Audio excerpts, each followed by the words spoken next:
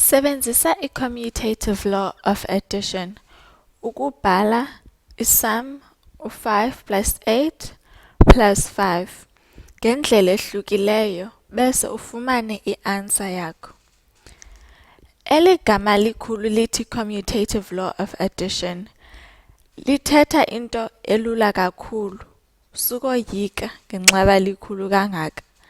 So lithetha uba unga-adda isum yakho noba kanjani. So singathi u-5 plus 8 plus 5 okanye siyibhale ngoba ngu-5 plus 5 plus 8 okanye sithi 8 plus 5 plus 5.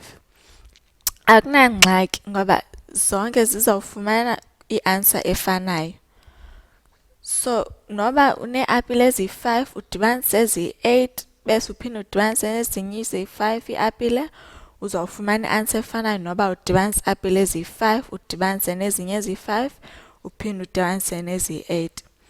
So indlela oba uyenze elula uba uqale ngalenye isum le ka-5 plus 5 ngoba nonke niyayazi uba u-5 plus 5 ngu-10 plus u-8 ngu-18.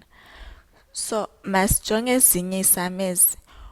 U-5 plus 8 ngu-13 andithi bese u-13 plus 5 ngu-18.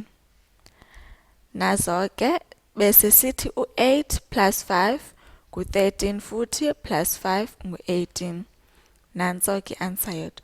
So niyabona uba noba isum yakho uyibeka kanjani ungaziguqula iinamba zakho kodwa ekugqibeleni uzawufumana i-answer efanayo. Eli gama lithi commutative law of addition likhulu kodwa lichaza into elula kakhulu.